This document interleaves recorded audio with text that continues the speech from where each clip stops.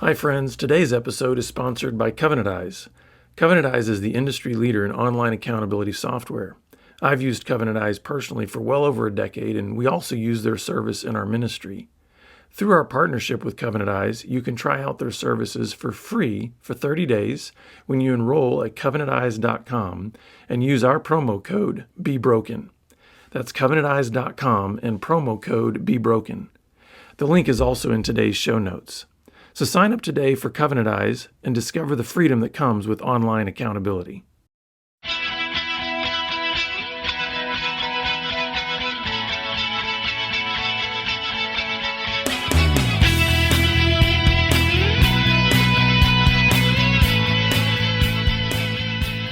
Good day, listeners and viewers. Welcome to this edition of the Pure Sex Radio program. We're glad to have you here with us. My name is Jonathan. I'm with Steven Cervantes. So, hey, Jonathan. How you doing? To be here. Thank you, sir. I'm feeling blessed, alive, and grateful.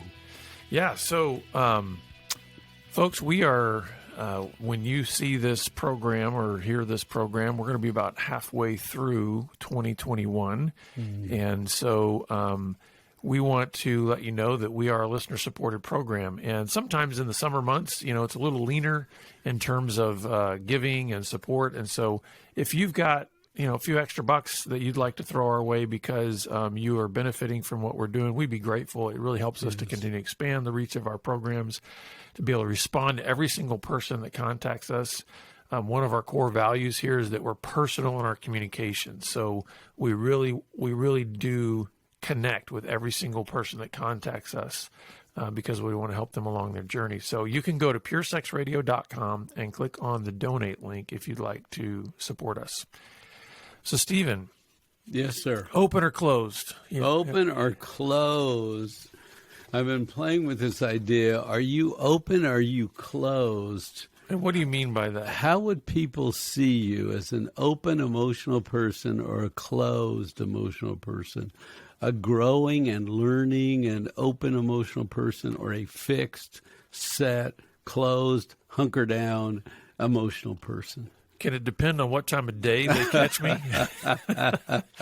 So I'm going to read you some stories, and you're going to tell me, make some observation about how open to growth and receptivity and learning this person is, or how closed. Okay.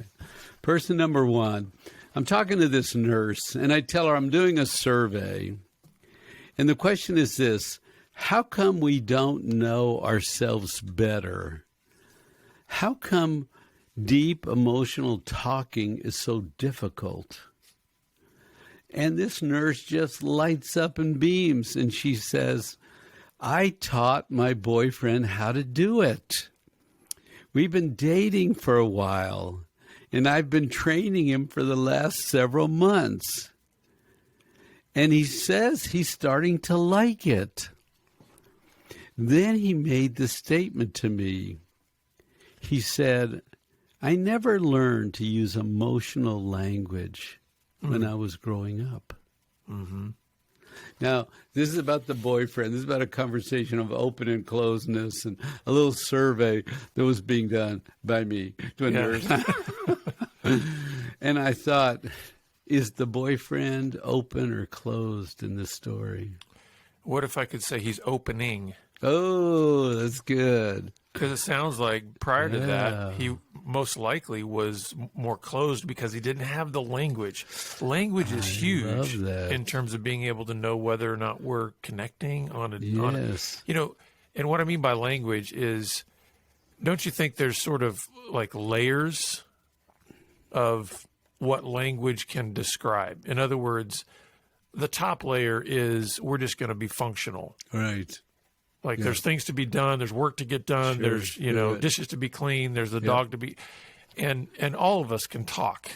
Yes. At that level, there's no personal disclosure or personal threat really at that level of communication. This needs to get done. You need to do it. I'll communicate to you, and then you do it. That kind of a thing. What I hear you talking about is this emotional language is saying, now I have to make I feel statements. Right. And what this guy is saying is, I never had that language before. never been in a conversation where that was my the goodness. kind of language We didn't were have using. those conversations. We didn't talk of our fears, our doubts, our wants, our needs, our sadnesses. Now, I want to commend this guy because he's saying that he likes it. But isn't that how we're designed to be known and loved? And we have to go to the closed off places and go, can you love me there too?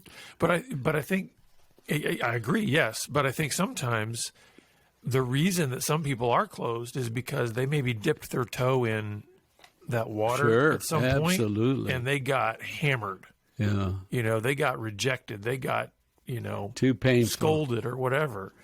And so I think, I commend this guy and I commend this girlfriend fabulous, too, for saying, hey, I'm kind of putting this guy in training and helping we him talked with about this. emotional skills, excellent emotional, having a long vision, dealing with resistance and pain, and knowing it's a God thing. And it's like you almost get a God response here. It's like, I love it. There's greater love here. There's greater connection. Story number 2. This woman told me the story one day about her youth. Okay, so she's about 30 years old when she's telling me the story. But she says, in high school, I poured myself into my musical instrument.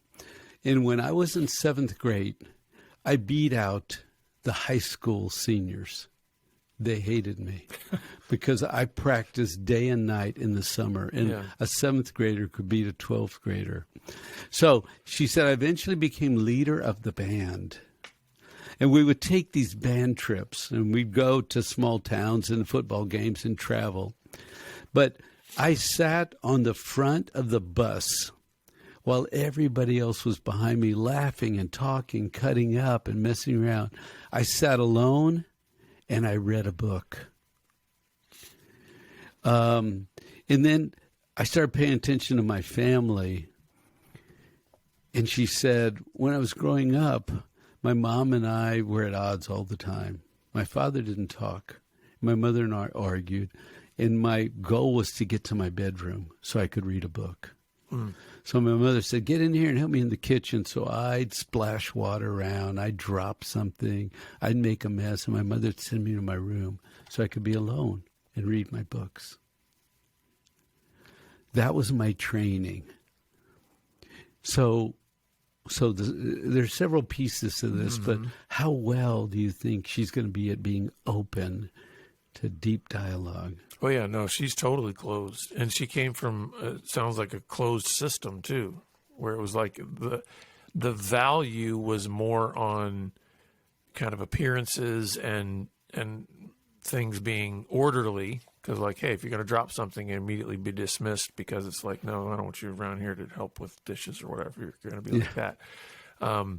And just, the other thing, too, that I see in this is that probably in her home life, excellence was praised, not emotion. Because, hey, she's number 1 at 7th grade in the band, beating out seniors in high school. And so I'm sure part of the system that she was raised in was going to place a higher value on, musical excellence or academic excellence or whatever. Yeah. And really sort of who cares about what you feel about anything. And of course, then also the fact that she was this part of her escape was reading. I'm sure she had a very robust fantasy life. Oh, my goodness, of language and metaphors and relationships in books. Yeah. Right, but not tried and true, tested in real life.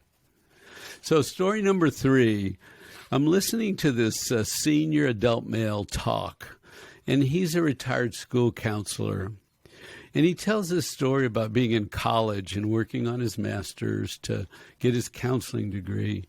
And he said one of the classes we had to take was groups, conducting groups, being in groups. So what they did is they broke us up into groups of 8, and they put us in groups. And it was a 10-week course. And so for 8 weeks, we were in a group of 8. And look, I'm a private person, he said. And they put me in a group and they wanted me to talk. No way I'm talking to strangers. No way I'm opening up. So for this 8 weeks, of group experience. I went every day into that group. I sat there for an hour, and I left, and I never said one word. He said, I passed the class because I went. Wow. But he was smiling. He said, they never made me talk. Wow. Well, whenever somebody in this context says I'm a private person, to me that's a euphemism for I'm emotionally closed. You know. Yes. But this is phenomenal. I mean, to go through 8 weeks of a group and not even be asked to say something. I mean, I'm sure away. He was asked. Okay. But he was proud. They didn't never say a made word. me talk. They set me up to talk. I don't talk. I stay inside myself.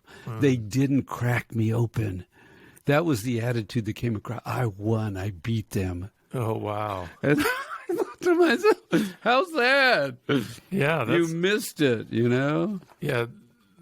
Describe your, variables for what winning looks like. I mean, to me, to be totally isolated, alone, not connected. I think this is, the fact that this guy was a little bit older, I think some of that, we can even see generationally, right? Right. That sometimes there were certain generations even in themselves that it was like certain collective values were had around talking, around sharing emotions. I know that for my father, who was, born in the late 30s, that whole generation, it was almost like an unspoken rule. It certainly was an unspoken rule because it wasn't about, it was about not talking. That, oh, listen, kids are to be seen and not heard. There's a certain image that family is supposed to have, and certainly kids come at the very end and their emotions don't matter and just buck up. Yeah, that's some of the training, right, that you have to overcome. How good are you going to be in a relationship if that's your plan? And let me say this too. I think we can't overstate how vital that growing up environment is to shaping the openness or closedness of a person emotionally. And think about it. That's going to keep perpetuating generationally until something breaks. So if you come from a closed emotional system in your family growing up, that's what's familiar. That's what you know. And so comfort, like even in my case, it's like I'm trying to break that, that's so good thing generationally. But I certainly did not do that perfectly. And my kids are launching off into adulthood and I'm seeing things where I'm going, there's still a lot of room for growth in this area. And I have to confess, I miss some things in my kids that I wish now we would have talked about and faced or confronted. It's difficult. And the thing is, you're a counselor and I'm a ministry leader. And is it okay that we admit these failures? Yeah. That's right. We're humans. So next story. This son is telling me about his dad. He said, I know my dad loved me. He stood up several times when I needed him to. He was a handyman type guy. He was always doing chores. We were always working. He'd come home from work, take a little break, then we'd go work on the lawn, work on the garage. We were always working, painting, fixing something. And he'd take a break and watch a little bit of TV. But he was always on the move. But this boy felt like I didn't know my dad very well. We did chores. We stood side by side and painted things and fixed things. But I didn't know him very well. So he said the son would wait until the dad read the newspaper. So he'd sit there for 20, 25, 30 minutes. And when the son saw the father put the newspaper down, he ran over to his dad and he said, hey, Dad, what did you just read? Because he wanted his son to talk to him about something. He was trying to crack his dad. He wanted something from his father. What'd you read, Dad? You've been sitting here looking at this paper for 25 minutes. What did you read? Just give me one idea inside you, Dad. And the father said, nothing. The boy said, I did it 3 times. Dad, what did you read? Nothing. Dad, what did you read, Dad? Nothing. And after the third time, he stopped asking his father. Yeah. Yeah, that's definitely closed. I mean, it's interesting to me because, to read a story like that or to hear a story like that, it's so starkly obvious, right? What's going on in that scenario, what this boy is wanting, what the dad should do, right? I mean, if you were sort of watching this story, if you were a fly on that wall in that living room, you would know what needs to happen here for that son to feel connected to his father, for the dad to be able to dialogue with his son. And yet there's such blindness, right? In a father who, for whatever reason, is saying, I don't want to engage my son. Like, I'll engage him when there's a task to be done, like the lawn needs to get mowed or we need to clean something up or what. But in terms of us actually connecting as a father and son, there's actually a disconnect there. Right.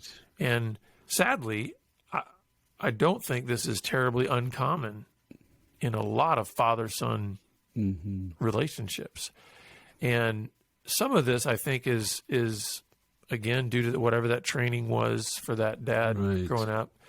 The other thing is I think there is still some residual effects of some of the generations of old training between fathers and sons specifically, that it was almost seen as weak and wrong and negative for there to be an emotional, intimate bond between a father and son. Wow. Which is crazy because I think that's only really, that's only in recent history. I think when you go back into ancient times, it did not seem uncommon at all that there would be an intimate relationship between a father and son. I mean, even God, when he's describing how he cared for the Israelites, bringing them out of Egypt, he said, I carried you like a father carries a son. So it would have been known back then, like, no, a dad's always going to embrace his son. And so it's only been in modern times that I think this idea of, you want to raise that boy to be tough, and you want to raise him to be a man, and all this, and somehow that means don't have an intimate emotional connection with your boy. So there's a story that was told to me about a dinner party, and there are 4 or 5 people sitting around this table, and at first it's appetizer and talk and banter, and then one of the guests starts talking, and he talks for 50 minutes, almost without interruption. Oh, my goodness. He starts talking about outdoor stories. The time he went out to this lake, and it was a beautiful lake, and he spent 5 minutes on the lake story. And then he rolled into a hunting story, and he spent 5 or 8 minutes on a hunting story. And then he just went on a hiking. He rolled from one story to the water, to the mountains, to the hiking, to the deer, to the cleaning the fish. He never stopped. People tried to get in the conversation, and he just kept going with the story. After 50 minutes, everybody was exhausted. Nobody was asking a question. Nobody was engaged. And that guy thought it was a wonderful evening. Sure. He just said, man, I had a great time. I want to come over. Let's do this again. What do you think? So this is one of those stories, I think, that proves that words alone do not mean that you're emotionally open. That's good. Because basically what did this guy do? He just sort of did a one-man act. Like it was a performance.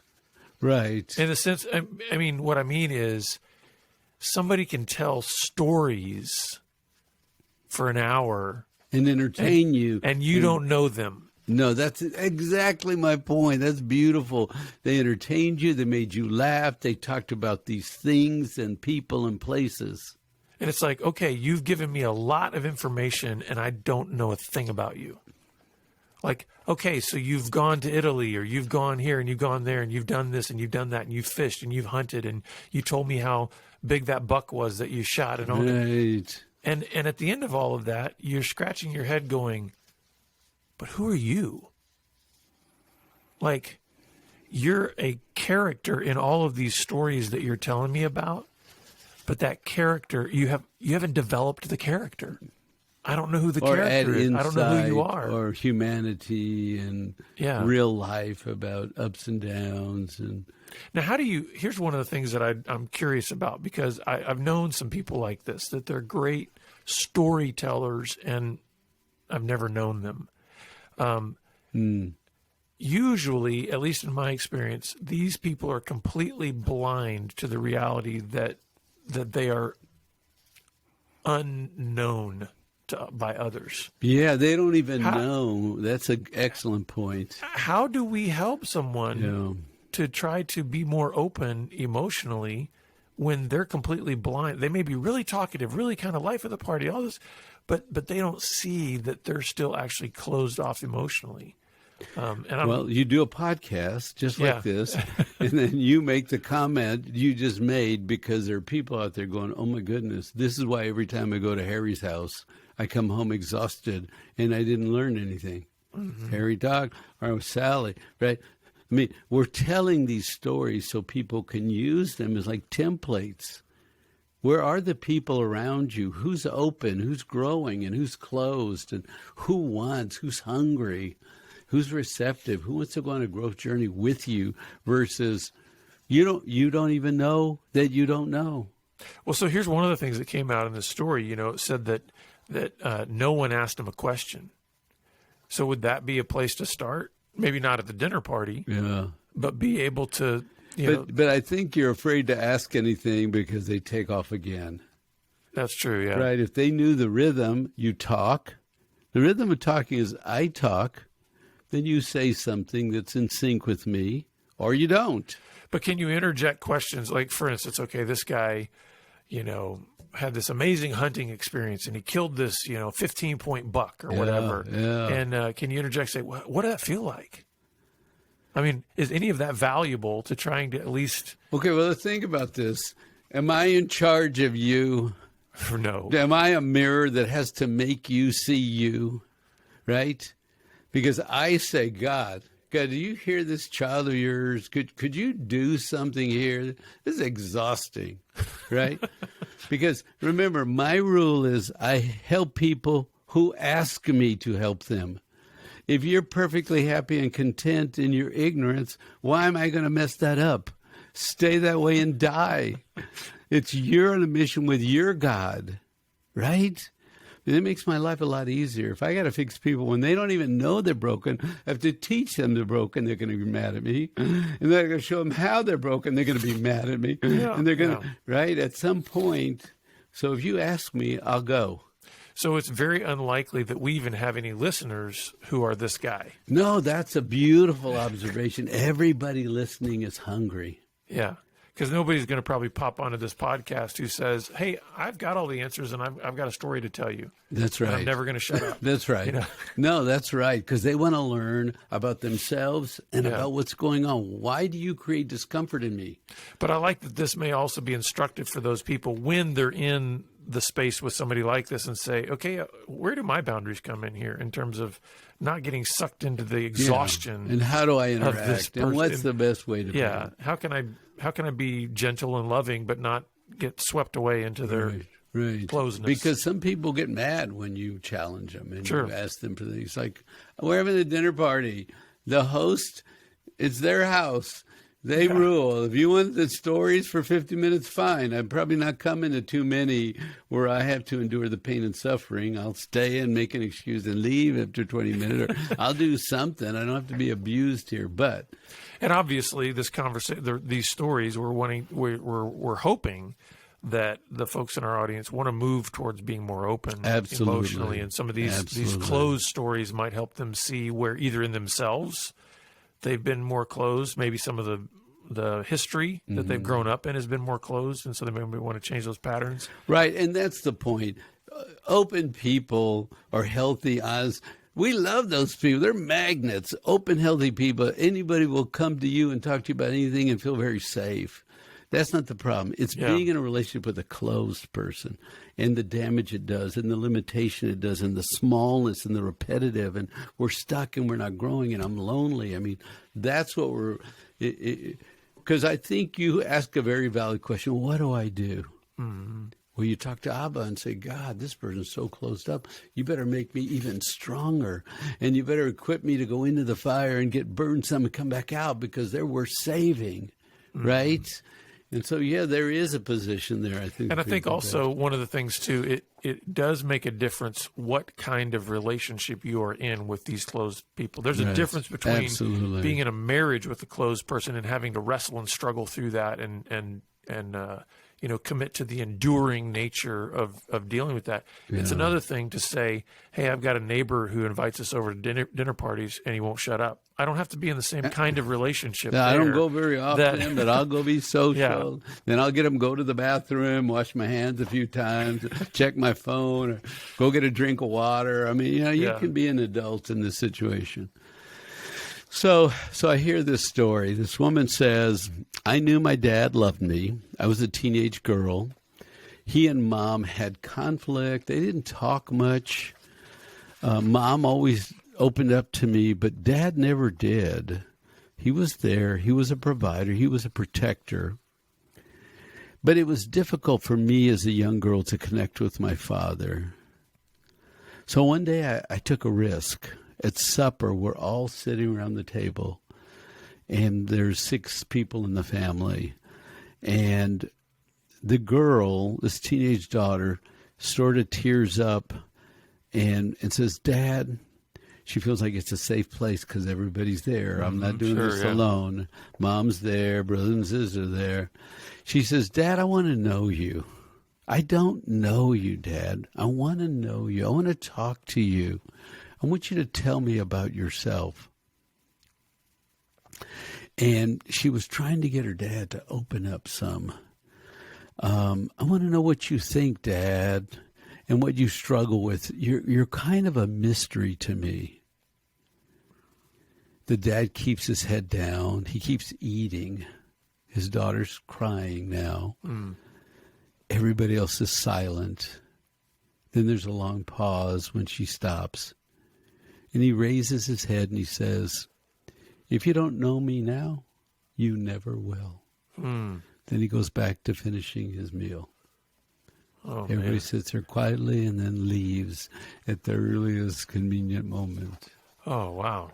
That is, that's not only closed, that is repellent. Like, it's one thing to be closed emotionally and be sort of ignorant of that and just kind of, it's more benign in the sense of like, hey, I'm sort of a passive closed person here, but this is almost like I'm going to stiff arm my daughter. In other words, I'm going to say something that not only will make it clear that I'm closed, but I don't want you to ever pursue me again. Oh, wow. Because, I mean, how could she ever consider pursuing him again after that? You know what's interesting about this story is that in counseling they say when mom and dad have conflict, a child will act like the parent.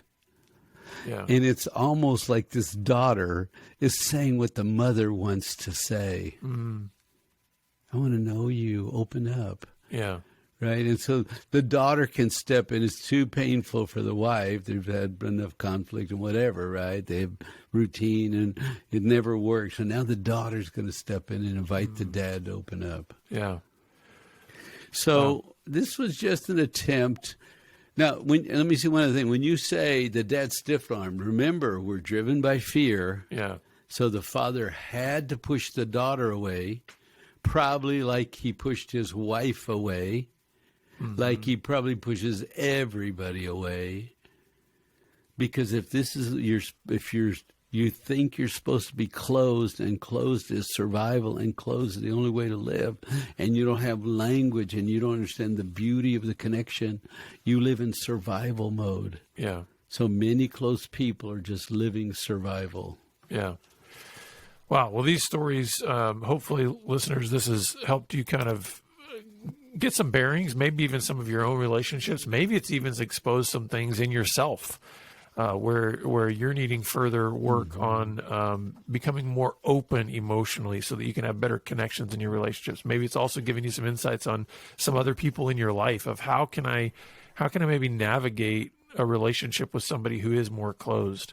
If you've got questions or you just want more help on your own journey, please reach out to us. We'd love to be able to walk alongside and help you. Yes. Thanks again for being with us, and we do look forward to seeing you back here again next time on the Pure Sex Radio program. Thank Take you. care. God bless.